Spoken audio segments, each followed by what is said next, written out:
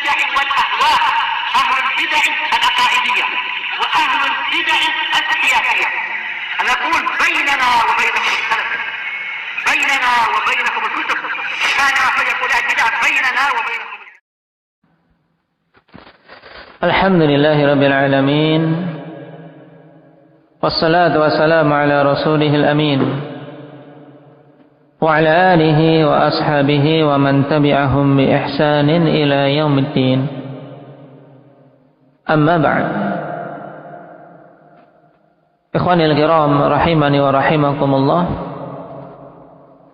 Pada pembahasan yang lalu kita telah masuk pada poin yang ketiga yang wajib untuk diketahui oleh kita semua, yaitu berhubungan dengan apa?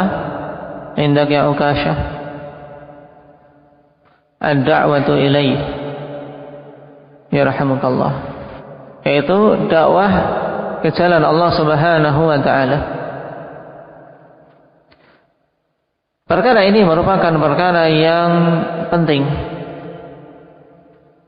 Oleh karena itulah dikhususkan oleh Syekh Muhammad bin Abdul Wahhab rahimahullahu ta'ala penyebutannya secara tersendiri pada poin yang ketiga, padahal dakwah itu sebenarnya telah masuk dalam cakupan apa? Indak alif, cakupan beramal. Kenapa? Karena Allah memerintahkan untuk berdakwah. Tayyib. Pertemuan yang lalu disebutkan dua perkara yang karenanya Syekh menyendirikan pembahasan tentang dakwah. Apa saja? Masih alif. Yang pertama, dikarenakan lalainya manusia dari perkara itu. Dan ini kita rasakan dan kita lihat. Nah, kelalaian manusia terhadap dakwah, apalagi dengan semakin meluasnya pemikiran-pemikiran kapitalis, sehingga orang-orang pikirannya diri sendiri, yang penting aku. Bahkan ketika ada nasihat, ketika ada ingkar mungkar, yang lainnya tidak terima. Tayyib, kue-kue lo katanya. Iya.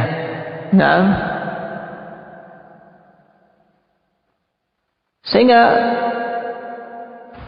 ghaflah, kelalaian manusia dalam perkara ini butuh untuk apa? Disadarkan. Kemudian yang kedua apa? Indak ya Aba Muhammad. Karena kepentingan dakwah yang sangat. Tayyib. Karena sangat pentingnya dakwah sehingga disendirikan, sehingga kita pun butuh ikhwani fillah membahas perkara ini.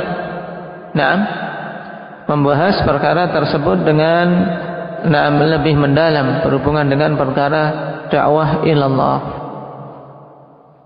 Tayyib. Di antara hal yang menunjukkan tentang pentingnya dakwah dari sekian banyak hal, Aba Hudzaifah,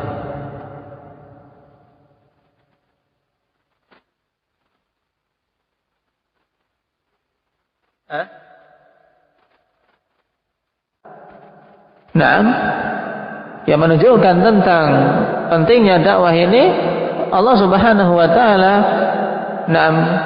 keluarkan pada setiap akhir dari 100 tahun, yaitu akhir abad, para ulama yang melakukan tajdid, ulama-ulama mujaddid, untuk apa? Mengembalikan umat ini kepada apa? Kepada syariat yang murni. Terus demikian, kawan. Ketika manusia mulai banyak melenceng, setiap dia akhir abad muncul ulama-ulama mujaddidin. Dan ini telah kita lewati kemarin makna ra'su mi'ati sanah. Tayyib. Dari zaman ke zaman kepentingan dakwah semakin besar. Kalau zaman dulu sudah penting, apalagi zaman sekarang di mana para penyeru-penyeru kesesatan semakin merajalela dan media-media untuk menyebarkan kesesatan ikhwan semakin banyak.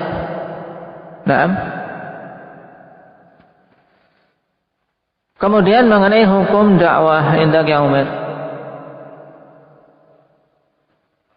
Nah, bagi kaum muslimin fardu kifayah, secara umum fardu kifayah. Dan apabila ada orang-orang ikhwani yang ditunjuk karena memiliki kemampuan ilmu, maka baginya fardu ain.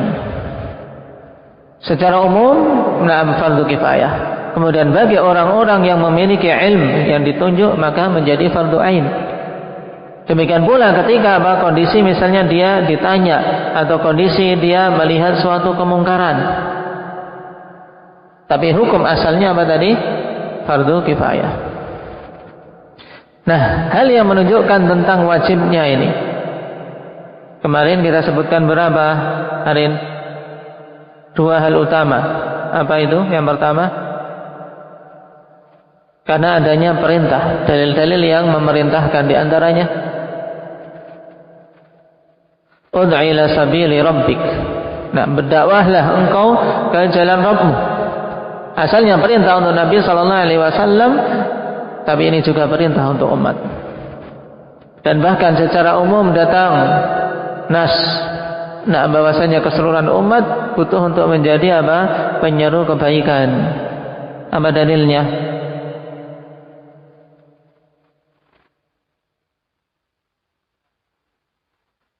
Tayyib la ba'as. Wal takum minkum ummatun yad'una ilal khair. Tayyib. Hendaknya ada atau hendaknya kalian semua menjadi apa? Menjadi umat yang menyeru kepada kebaikan. Wa ya'muruna bil ma'ruf wa yanhauna 'anil munkar. Menyeru kepada yang ma'ruf dan melarang dari yang mungkar. Min di sini min apa berarti Aba Mujahid? Wal takum minkum. Karena maknanya apa? Hendaknya kalian semua menjadi umat yang apa? Yang menyeru kepada kebaikan. Min libayanil jins, untuk menerangkan jenis, bukan min litab'id. Ini diingat-ingat faidah bagus dari para a'immah al-mufassirin. Di antaranya siapa yang kita sebutkan kemarin? Indak Aba Zaid? Imam As-Sam'ani rahimahullahu ta'ala, juga Al-Baghawi dan Makki bin Abi Talib Al-Andalusi rahimahumullahu ta'ala. Dari kalangan ahli lughah Az-Zujjaj juga menegaskan bahwasanya min di sini bukan apa litab'id. Tayyib. Siapa yang hafal athar yang bagus dan singkat berhubungan dengan masalah apa dakwah ini dan masalah menyebarkan ilmu, faliyakum.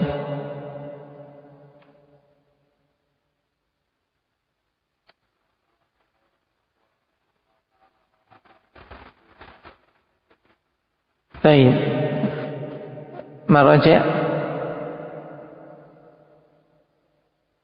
Baik, fi sifatis safwah. Naam.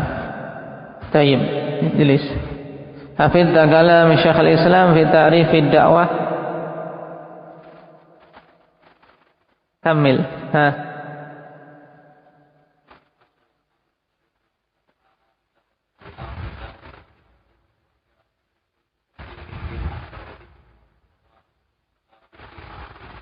Baik, ahsanta. Naam. Qala al-Imam Abdullah bin Mubarak rahimahullahu ta'ala, la a'lamu ba'da an-nubuwwati afdala min bathil ilmi. Aku tidak tahu setelah kenabian itu yang lebih utama dari menyebar luaskan ilmu. Tidak ada, kata beliau, yang beliau ketahui yang lebih utama setelah apa? Keutamaan kenabian daripada menyebar luaskan ilmu. Maka ijtahidu ikhwani fillah untuk kita berhias dengan ilmu terlebih dahulu, baru setelah itu kita memiliki kemampuan untuk menyebarkannya. Tayyib. Dan para dai secara umum terbagi menjadi berapa? Indak ya Maulana? 2, yaitu Naam, doa ilal haq dan doa ila ad-dhalalah. Baik. Para penyeru kepada petunjuk dan kebenaran. Yang kedua, penyeru juru dakwah kepada kesesatan. Naam.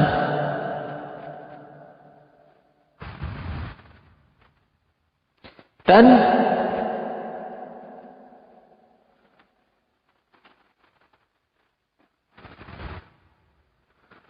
kemarin juga setelah kita lewati tadi, baru kita membahas satu perkara yang menunjukkan tentang apa wajibnya, yaitu karena ada perintah. Kemudian yang kedua yang menunjukkan tentang wajibnya dakwah, hampir kelewatan. Apa yang menunjukkan wajibnya dakwah indah ya Zakaria? Yang kedua,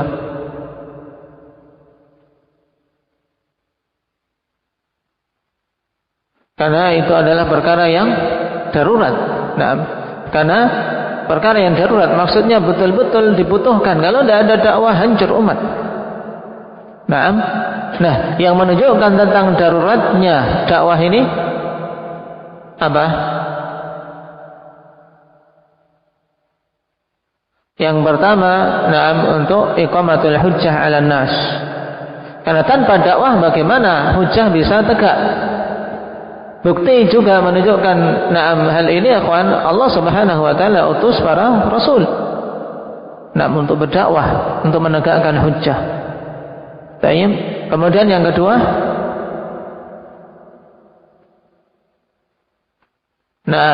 himayatul mujtama' minal fasad, yaitu untuk menjaga masyarakat, menjaga kaum muslimin dari kerusakan, sebagaimana hadis yang masyhur yang dipermisalkan oleh Rasul sallallahu alaihi wasallam dengan safinah. Baik. Sekarang ikhwanillah, kita masuk pada pembahasan berikutnya, masih berhubungan dengan masalah dakwah ini.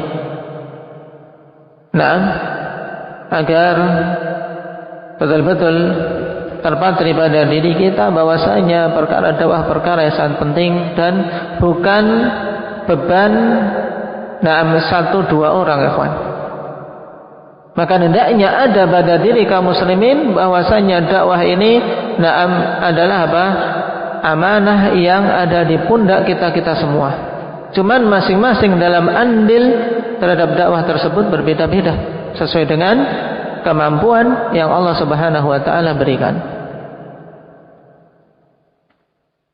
Baik. Sekarang berhubungan dengan fadlud dakwah ilallah, keutamaan dakwah di jalan Allah Subhanahu wa taala. Ad-da'watu ilallah ikhwanillah memiliki keutamaan yang sangat banyak. Dan cukup untuk apa? Untuk menunjukkan tentang keutamaannya bahwasanya ini adalah apa? Adalah tugasnya para rasul. Kalau kita ingin memerinci satu persatu, ya ikhwanillah, terlalu panjang. Tapi apa? Cukup untuk menunjukkan besarnya keutamaan dakwatu ilallah, bahwasanya ad-da'watu ilallah muhimmatur rusul. Termasuk apa? Tugas para utusan-utusan Allah Subhanahu wa taala. Dan kita ketahui bahwasanya para rasul adalah apa? Manusia yang paling utama. Sehingga pewaris para rasul, pewaris para nabi, jika ingin mendapatkan keutamaan yang besar, juga hendaknya apa? Menempuh jalan mereka. Tapi bagaimana tidak utama, Allah Subhanahu wa taala telah berikan apa? Berikan pahala yang terus-menerus.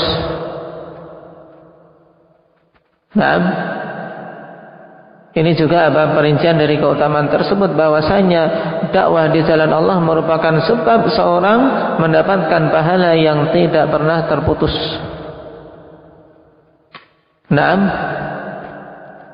Sebagaimana hadis Abi Hurairah radhiyallahu anhu yang diriwayatkan oleh Imam Muslim, man da'a ila huda kana lahu minal ajri mithlu ujuri man tabi'ahu la yanqusu dzalika min ujurihim syai'a. Siapa saja yang menyeru kepada petunjuk, menyeru kepada kebenaran, menyeru kepada kebaikan, maka dia akan mendapatkan pahala semisal pahala orang yang mengikutinya, dan tidaklah pahala yang diberikan kepada si penyeru itu mengurangi pahala-pahala mereka sedikit pun. Jadi mereka yang beramal, yang diberitahu mendapatkan pahala, dan orang yang menyeru, yang memberitahu, yang menasihati juga akan mendapatkan pahalanya. Dan ini ikhwani fillah, tentunya apa? Kalau seorang ihtisab dari sisi ini, tidak terpikir darinya untuk mengambil upah, mengambil bayaran dari mereka-mereka yang dia dakwai.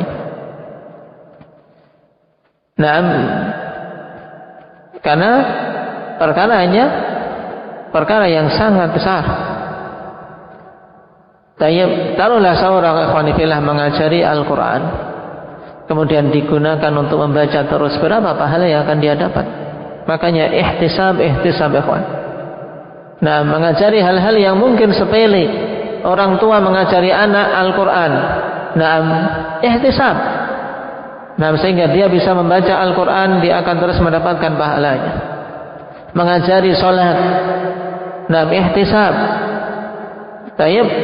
Amalan-amalan yang terus akan dilaksanakan, orang yang mengajarinya akan mendapatkan pahala.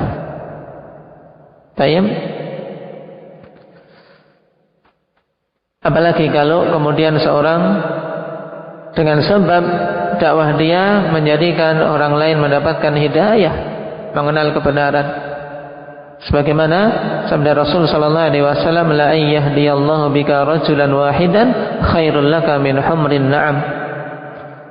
Sungguh Allah Subhanahu wa taala memberikan hidayah dengan sebabmu satu orang saja itu lebih bagus daripada unta merah. Dalam artian tidak tertandingi dengan semua perkara-perkara dunia yang ada.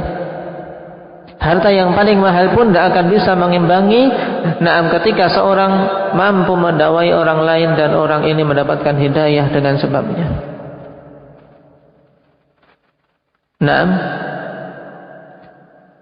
Allah Subhanahu wa taala juga telah tegaskan perkataan para juru dakwah adalah perkataan yang paling bagus. Wa man ahsanu qawlan mimman da'a ila Allah wa amila shalihan faqala innani minal muslimin. Tidak ada perkataan yang lebih bagus daripada orang yang berdakwah di jalan Allah dan beramal saleh serta dengan tegas menyatakan aku ini termasuk muslim.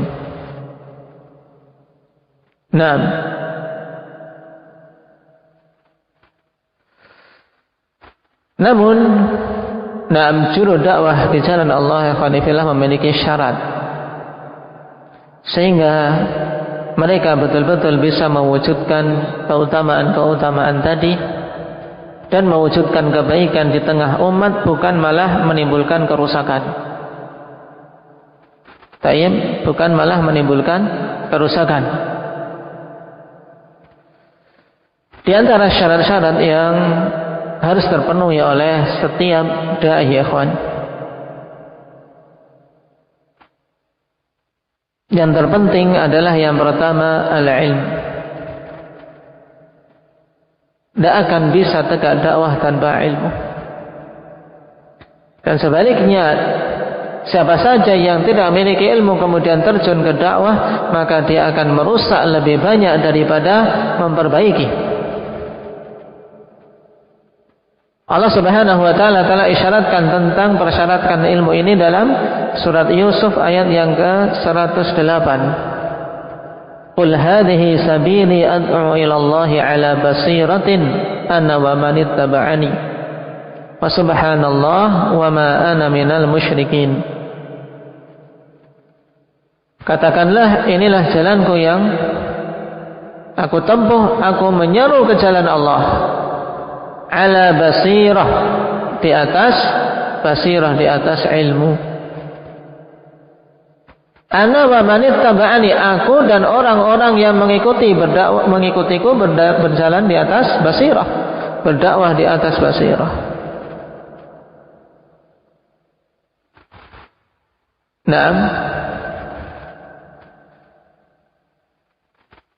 Wa subhanallah wa ma ana minal musyrikin.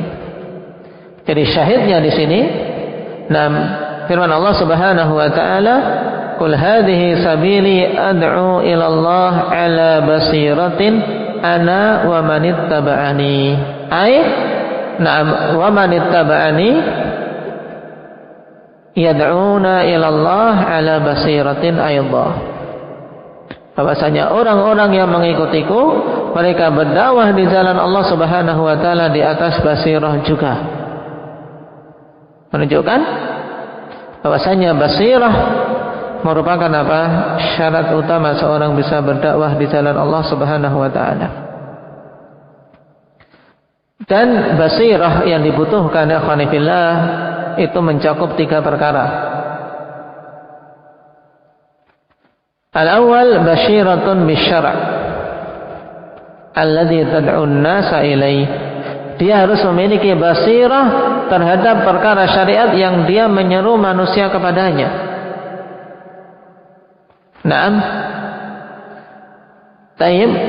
Dan basirah yang dimaksud ikhwani fillah yaitu ilmu yang dia betul-betul yakin. Karena apa? Kalau masih ragu-ragu, bagaimana dia menyeru manusia? Naam. Dia betul-betul memiliki ilmu yang kokoh, naam, tentang perkara-perkara syariat yang dia menyeru manusia kepadanya. Tayyib. Dan perlu diperhatikan, naam, basirah yang dimaksud di sini bukan kemudian harus menguasai semua perkara-perkara syariat, enggak. Tapi apa? Menguasai, mengilmui, betul-betul tahu tentang perkara yang mau dia seru manusia kepadanya itu. Salat misalnya. Menasihati orang salat, tahu, kita betul-betul tahu kalau salat itu adalah perintah Allah Subhanahu wa taala. Perkara yang wajib. Nah, sesuai dengan kadar yang kita miliki. Nah, subuh 2 rakaat, betul-betul tahu kalau subuh 2 rakaat, bukan kayaknya 2 rakaat. Nah, tayyib, ini maksudnya. Tayyib, ini syarat pertama, basyiratun bisyara' alladhi tad'un nasa ilaih.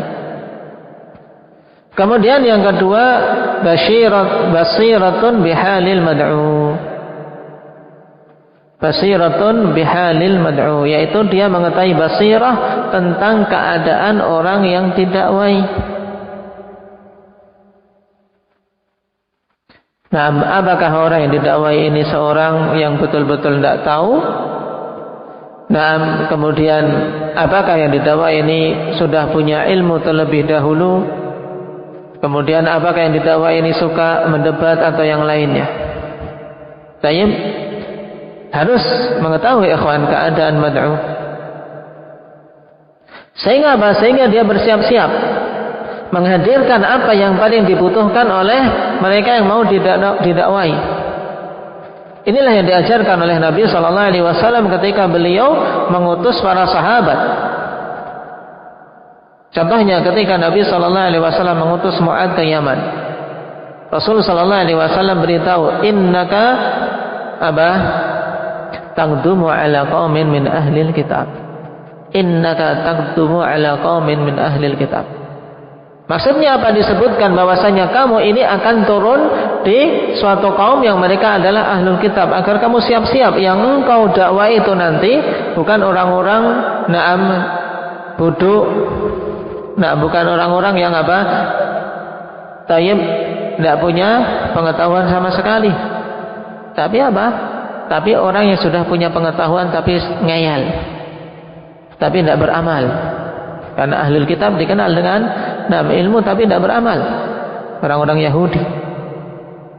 Sehingga bersiap-siap. Demikian pula seorang dai, ikhwan, di lingkungan mana dia berdakwah, melihat keadaan mad'unya. Baik. Dan hal ini kita perhatikan dari contoh-contoh para ulama juga, ikhwan.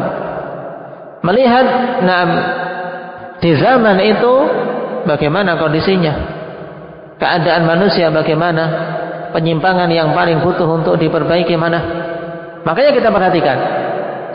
Sebagai contoh misalnya Imam Ahmad bin Hanbal rahimahullah ta'ala. Tayyib, pada zaman beliau yang sangat berkembang adalah apa? Adalah bid'ah seperti apa? Bid'ah irja. Kemudian bid'ah Mu'tazilah. Kemudian yang meluas kerusakannya adalah masalah apa? Masalah khamar yang berselubung, yaitu khamar dengan istilah nabir, yaitu manisan dari kurma. Tapi sudah mencapai derajat khamar. Makanya karena 3 perkara ini yang paling parah saat itu, kalau kita perhatikan yang dikarang oleh Imam Ahmad rahimahullah ta'ala itu kembali kepada perkara tadi. Seperti apa? Membahas orang-orang Murji'ah, beliau karang Kitabul Iman untuk membahas orang-orang Murji'ah. Demikian pula Ushulus Sunnah. Kemudian membantah orang-orang Mu'tazilah, ahli ra'i, yang mengedepankan pemikiran, mengedepankan akal daripada dalil. Beliau karang Musnad Musnad Ahmad untuk tahu dalil-dalil yang harus dikedepankan.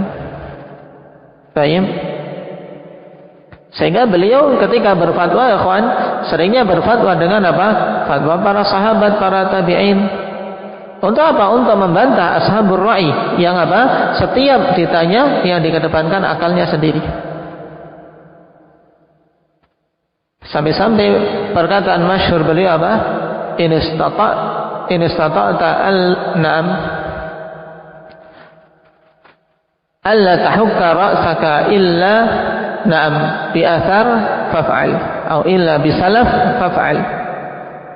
Jika engkau mampu untuk tidak menggaruk kepalamu kecuali apa? Kecuali menyebutkan salafmu, maka lakukan. In istata'ta alla tahukka ra'saka illa bi salaf faf'al.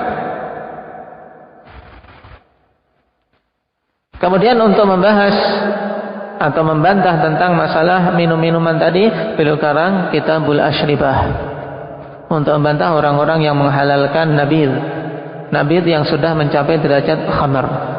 Ini contoh. Juga kita perhatikan Syekh Muhammad bin Abdul Wahhab An-Najdi rahimahullah.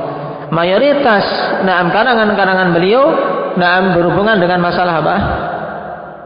Masalah tauhid apa? Indah ya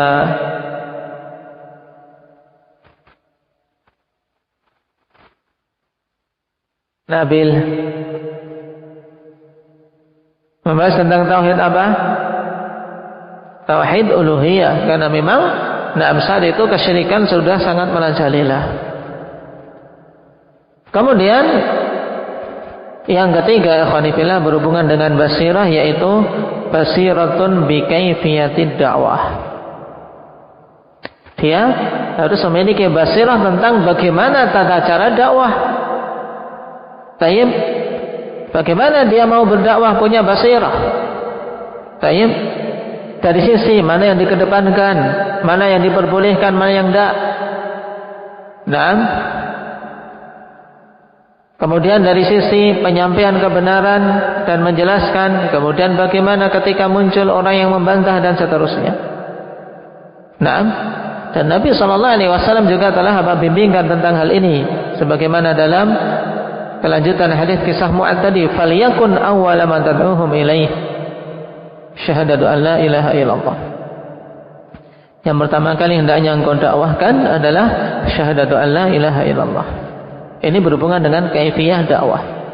Yang pada zaman ini, alhamdulillah, banyak manusia terjun dalam dakwah tapi tidak mengetahui bagaimana kaifiyah dakwah yang benar, sehingga sembarangan membolehkan banyak hal yang Allah Subhanahu wa taala haramkan dengan apa? Dengan alasan maslahah dakwah. Kenapa? Karena tidak memahami kaifiyah dakwah yang benar yang dibimbingkan oleh Nabi sallallahu alaihi wasallam. Ini 3 hal yang kembali kepada basirah. Apa tadi? Diulangi Syafiq. Yang pertama, basirah bisyara'. Mengetahui pengetahuan yang kokoh, ilmu yang kuat tentang apa? Syariat Allah Subhanahu wa taala. Tahu apa yang mau dia dakwahkan. Atau yang ulama lain mengatakan apa? Al-ilmu bima yad'u. Naam, mengetahui tentang apa yang mau, dengan apa dia mau berdakwah. Pengetahuan syariat. Yang kedua apa? Apa Mahi? Naam, basirah bihalil mad'u. Yang ketiga apa? Apa Zur'ah? Basirah bi kaifiyatid dakwah. Naam. Kemudian syarat yang kedua, ikhwani fillah, al-ikhlas wal istiqamah. Al-ikhlas wal istiqamah. Naam, dia harus ikhlas dalam dakwahnya dan istiqamah dalam apa? Zahirnya. Tayyib, di mana dia menetapi syariat Allah Subhanahu wa taala, baik ucapan maupun amalan, baik secara zahir maupun batin. Naam. Allah Subhanahu wa taala telah katakan dalam ayat tadi, "Qul hadhihi sabili ad'u ila Allah." Aku berdakwah ke jalan Allah, bukan dakwah ke organisasiku, bukan dakwah ke kelompokku, bukan dakwah untuk mereka menyanjung dan mengangkatku, bukan. Tapi ad'u ilallah. Ini yang diperintahkan oleh Allah Subhanahu wa taala kepada Rasulnya. Qul hadhihi sabili ad'u ilallah. Ini jalanku, aku menyeru ke jalan Allah. Jadi harus ikhlas dalam dakwahnya. Demikian pula harus apa? Selaras. Naam, inilah yang disebut istiqamah tadi. Makanya Nabiullah Syuaib ikhwani fillah, ketika mendakwai kaumnya, beliau mengisyaratkan tentang apa? Tentang pentingnya keselarasan apa yang diucapkan, apa yang diseru dengan apa yang dia tunjukkan. Wa ma uridu an ukhalifakum ila ma anhaakum an. Kenapa? Karena manusia biasanya kalau ada orang menyeru kemudian dia menyelisih sendiri, biasanya mental, tidak lihat, tidak lagi apa dakwahnya, tidak mau lagi menerima nasihatnya. Nabi Syekh mengatakan, aku tidaklah menginginkan untuk menyelisih kalian terhadap apa yang aku larang kalian darinya. Aku melarang kalian dari suatu perkara, maka aku pun meninggalkannya, bukan aku malah melanggarnya secara sembunyi-sembunyi misalnya. Tayyib.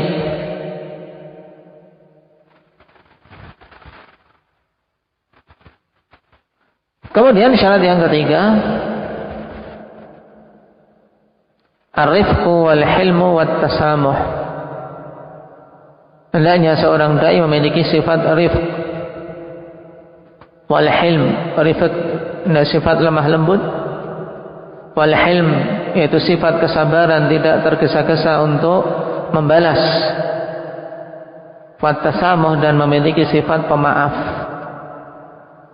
Ini tiga sifat pokok akhwani fillah yang harus ada pada seorang dai. Rifq wal hilm wat tasamuh.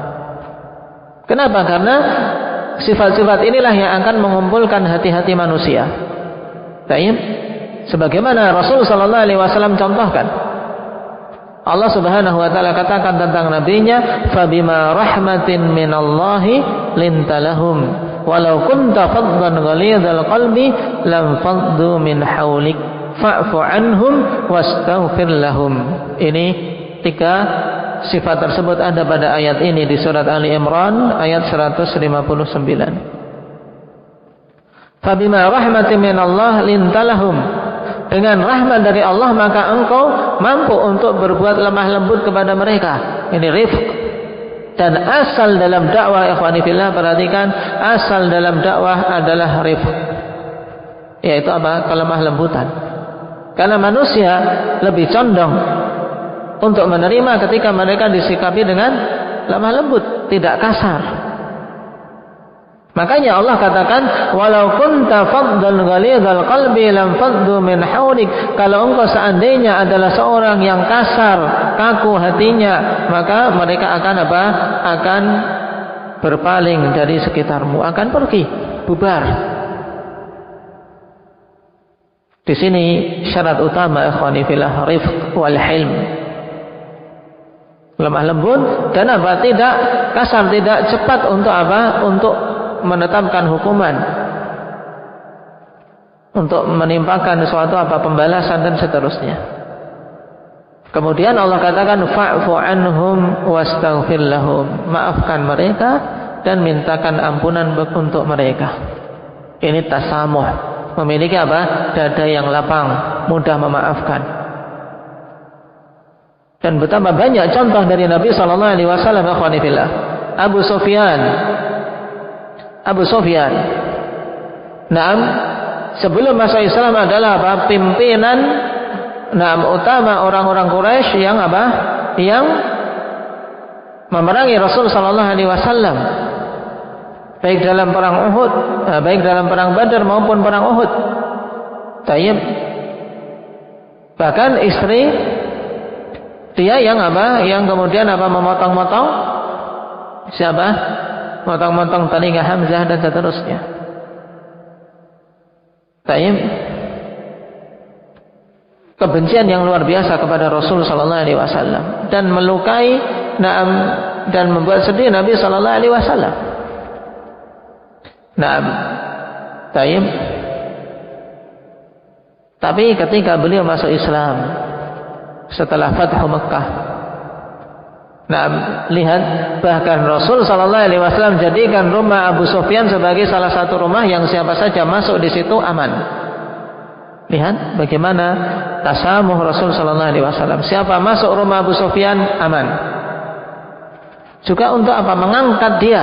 Ini juga metode dakwah yang luar biasa.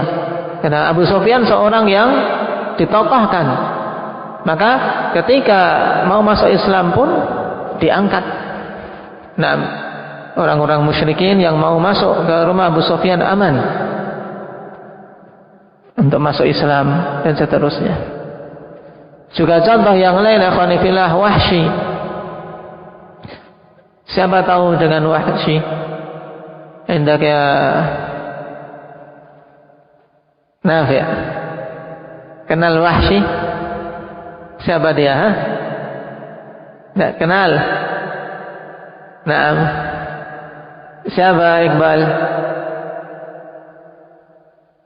Sering baca cerita-cerita kisah enggak?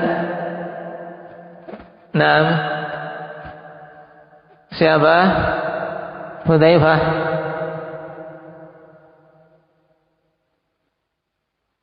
Budak yang telah membunuh siapa? Paman Nabi sallallahu alaihi wasallam yang telah membunuh Hamzah. Paman yang sangat dicintai oleh Rasul sallallahu alaihi wasallam. Tapi ketika masuk Islam menyatakan taubatnya, Rasul sallallahu alaihi wasallam menerimanya, memaafkannya, walaupun karena saking cintanya kepada Hamzah, ya kawan, setiap melihat Wahsy dia sedih. Akhirnya tapi usahakan kamu jangan sampai terlihat olehku. Bukan karena benci kepada beliau, tapi apa? Karena khawatir timbul kesedihan, ingat kembali kepada pamannya ini, Hamzah ibni Abdul Muttalib. Butuh tasamuh, jangan menjadi seorang yang pendendam. Yang keempat, as-sabr wa adamul malal. Harus memiliki sifat sabar dan tidak mudah apa?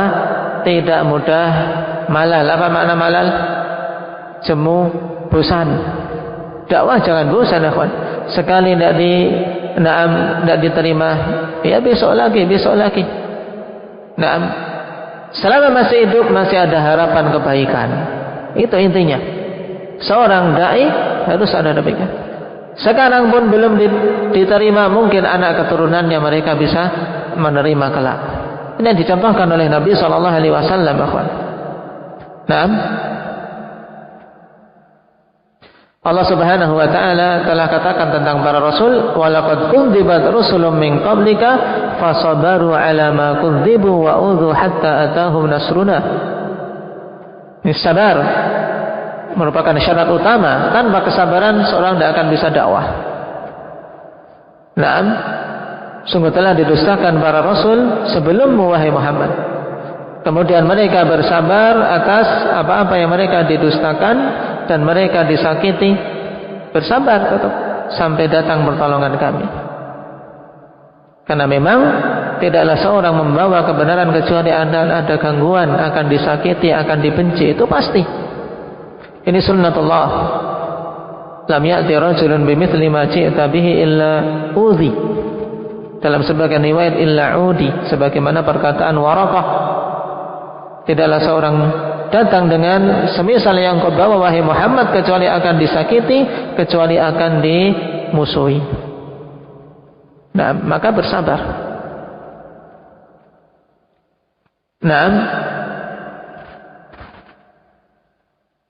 bahkan Rasul sallallahu alaihi wasallam saja ketika mau menyabarkan diri, akhwani fillah, mengingat nabi-nabi terdahulu. Ini juga metode untuk kita menyabarkan diri. Rahimallahu Musa laqad udhiya bi aktsar min hadza fasabar. Sungguh, semoga Allah merahmati Musa, dia telah diganggu, telah disakiti dengan perkara yang lebih banyak dari ini. Kemudian dia bersabar. Musa dituduh macam-macam, bahkan yang berhubungan dengan apa? Dengan kehormatan beliau, dituduh punya penyakit kemaluan. Dan hal-hal yang lain yang apa? Menyakitkan. Sehingga kalau seseorang baru dituduh 1-2 kali ikhwanifillah dengan sesuatu, dia sesat, dia ini dan itu, sabar. Biasa kalau cuma dituduh apa? Sesat. Maka tunjukkan kalau memang kita misalnya dituduh sesat, itu sudah biasa, jangan jengkel. Tunjukkan kalau kita tidak seperti yang dituduhkan. Tidak seperti yang dituduhkan.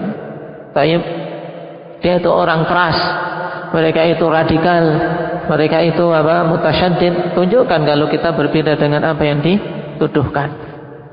Ini seharusnya bersabar, jangan diambil hati. Karena apa? Yang kita emban adalah dakwah. Kemudian yang menunjukkan tentang tidak adanya kejemuan ikhwanifillah, Rasul sallallahu alaihi wasallam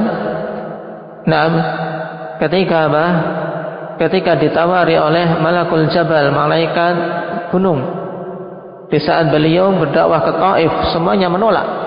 Bahkan beliau dilempari sampai berdarah-darah. Datang Jibril bersama malaikat Jabal, ini malaikat Jabal, engkau perintahkan untuk menimpakan mereka gunung. Sudah siap. Tapi Nabi SAW tidak ada rasa jemu.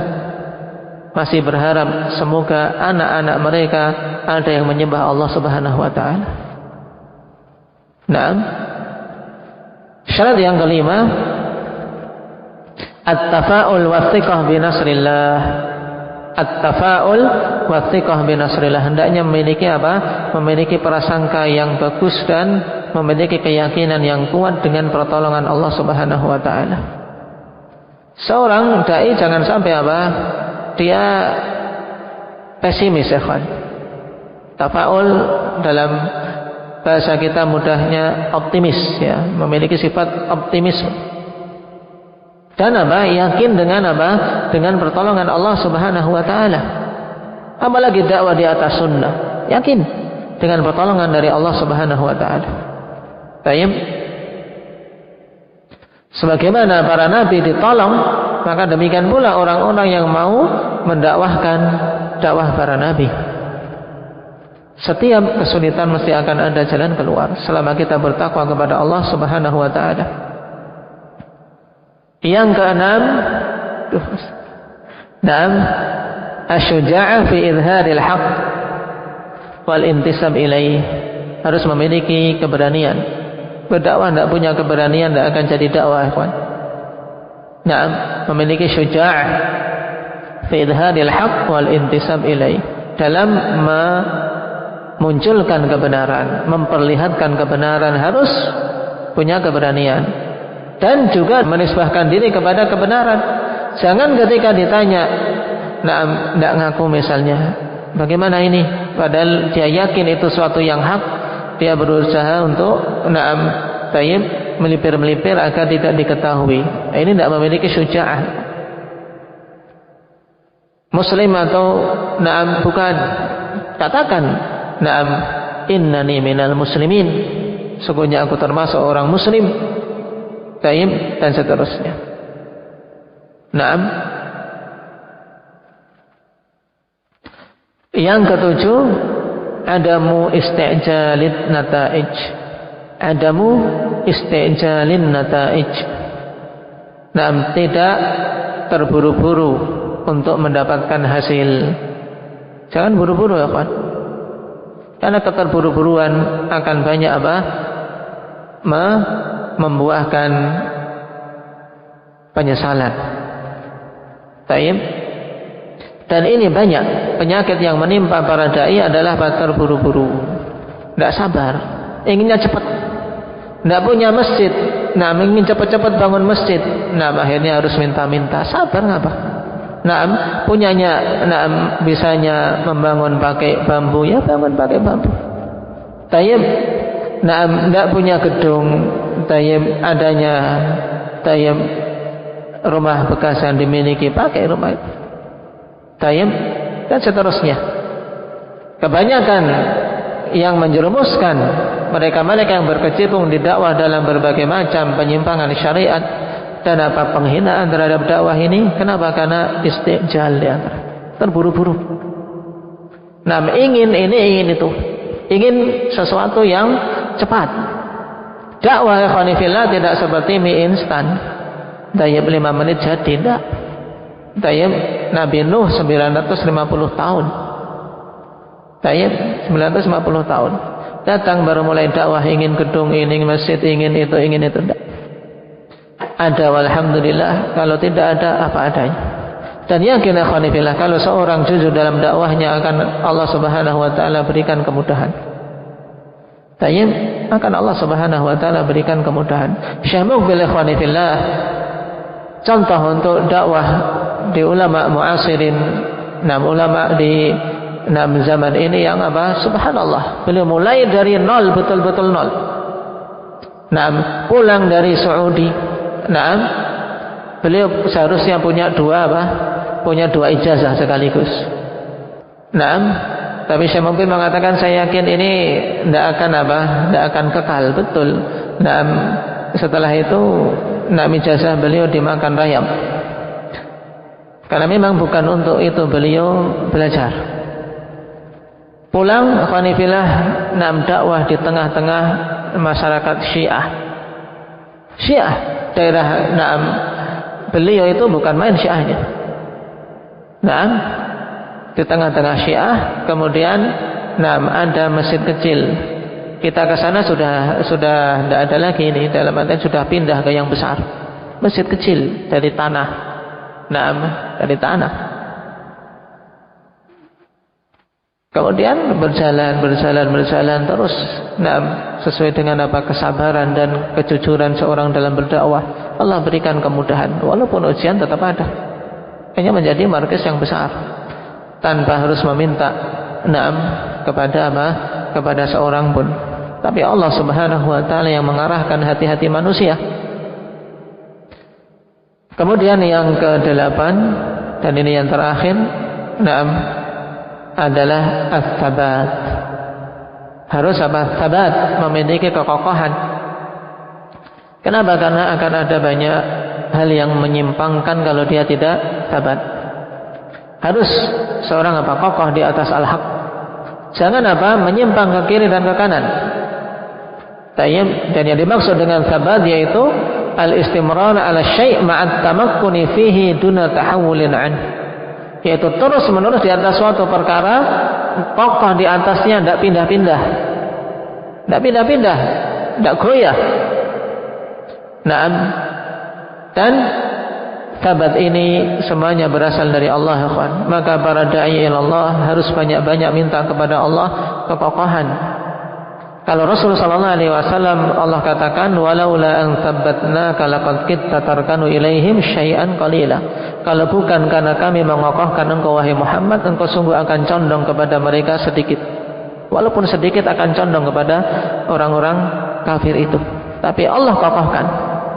Dan juga Nabi SAW tunjukkan betapa pentingnya sabat ini dengan doa-doa beliau. Di antaranya apa? Doa yang masyhur yang dulu telah kita bahas, yaitu apa? Allahumma inni as'aluka ats-tsabata fil amri. Ya Allah, sungguhnya aku meminta ats-tsabat, meminta kekokohan pada perkara ini, dalam perkara dakwah, dalam menyebarkannya, dalam menuntut ilmu, dan seterusnya. Dan juga yang menunjukkan tentang pentingnya sabat adalah doa yang kita baca terus dalam salat, yaitu ihdinas siratal mustaqim. Maka ini yang kita minta kepada Allah Subhanahu